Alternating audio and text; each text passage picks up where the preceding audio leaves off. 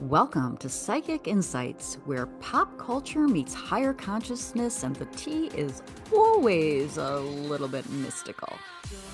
I'm Robin Richardson, your psychic girlfriend, and around here we don't just watch the drama unfold. We read the energy behind it, whether it's celebrity scandals, reality TV, chaos, or true crime with a twist. I'm tuning in to bring you the intuitive scoop the headlines miss. So buckle up, because your aura's about to get entertained. Hello, welcome back to my channel. It's Robin Richardson, your psychic girlfriend. And I just had to totally scrub my apartment after watching the raid on the casita, the continuing saga of Laura Owens. And if you didn't catch it, go check it out on all the research, Schnitzel Ninja, and other commentators that have been covering it, like Echoes from the Tabernacle, Laura Knighty, Bruce the Moose, Megan Fox, Dave Neal, Loud Little Ducky. There's so many, and they're awesome. So go support their content. So I was just feeling really icky after watching her mess. Like, seriously, she's got a lot of mess going on in her life, and we got to see it in her own home. And I just thought to myself, ew, what could be living under those piles of clothing? And she makes me look like Martha Stewart. Anyway, I digress. So while I was cleaning as therapy, I was thinking to myself, why won't David Gingras go away? Why won't he go away? So I had to ask my cards. But before we dive in, let me give a quick disclaimer, because our friend Gingerbread seems to like to, do his legal crap. So these are my insights as a psychic reader, combined with what's publicly already out there. And this is what we call freedom of speech. And this is my intuitive commentary, and you're free to make up your own mind. So if you didn't get it, we're talking about the fabulous attorney David S. Gingras, Laura Owens's former-ish lawyer who just won't go away. He's like a bad rash. I wouldn't know anything about that, but that's what I hear. So, for those of you new to the channel or need a little recap, Gingras is an Arizona lawyer who calls himself an Internet and First Amendment specialist. He's popped up all through Laura Owens' legal mess, first repping her against Clayton Echard's filings, her fees, her appeals, her all sorts of, nonsense. In my personal opinion, he got her into way more trouble than she probably would have. But I guess you get what you pay for, Laura. All right, then he shows up again in California. Apparently he is licensed to practice law there. I don't know, somebody needs to talk to them about that. During her domestic violence renewal restraining order against Michael Marraccini, suddenly he's filing motions, asking to intervene, even blogging about it like it's his own reality show. And get this, even when he says he's not representing Laura in her criminal case, he still gives quotes like this. I've been involved in many cases where people committed perjury and I've never seen anyone charged. So there is something really unusual about Laura's case. Sir, that's not the flex you think it is. All right, so now, Gingras doesn't file motions. No. He blogs. He posts on X. He gives interviews. My favorite, his blog called TGIF and Just Stop. Go touch grass. He literally wrote, David never mentioned criminal charges or the criminal case at all in the hearing. Yes, he talks about himself in the third person. Remember Jimmy from Seinfeld? Yeah, it gives that kind of vibes.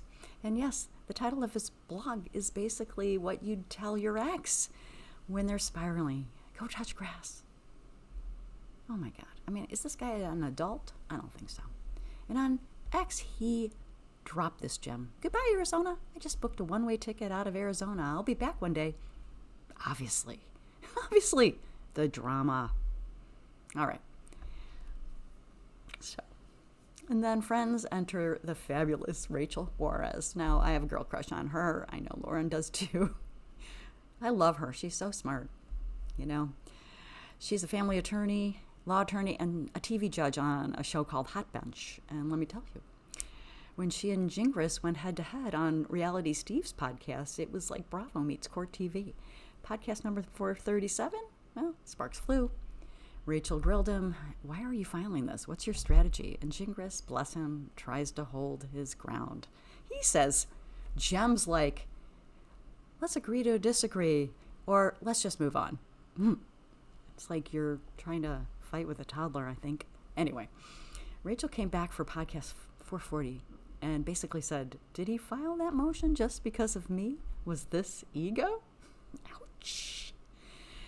And it doesn't stop there. Rachel has now teamed up with the tilted lawyer, Omar Serrato, and I'm down for it. The Marraccini's lawyer in the DVRO renewal. And both of them filed declarations in court on October 1st, 2025, basically telling the judge, get him out of here. Get rid of Gingras.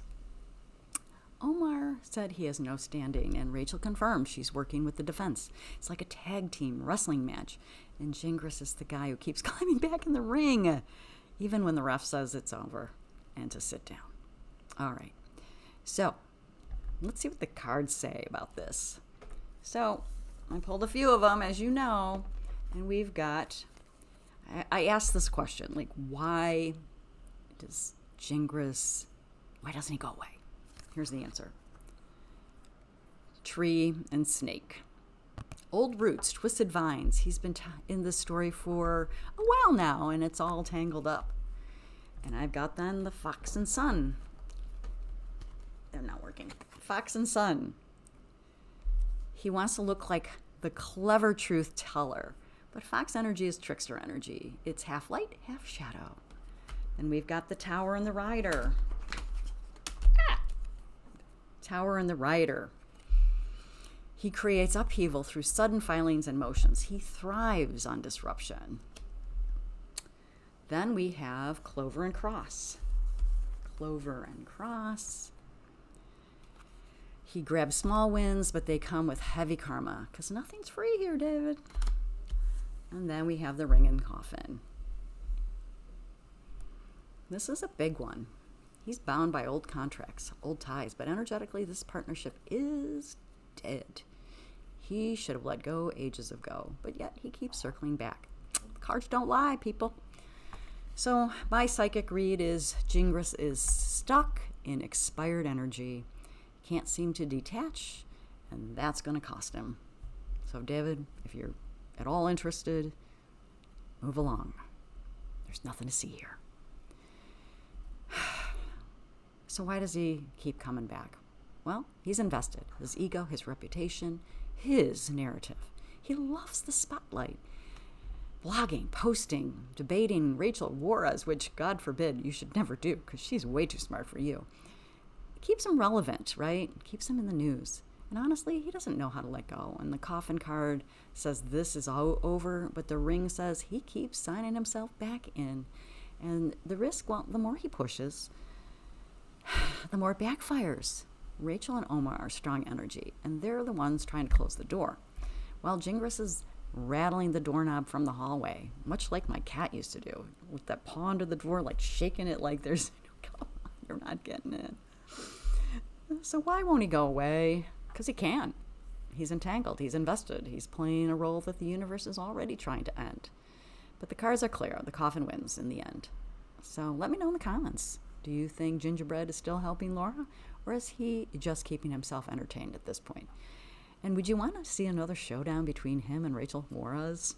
I know I do. Until next time, protect your energy, stay in your truth, and remember, freedom of speech, baby. And I'll see you in the next one.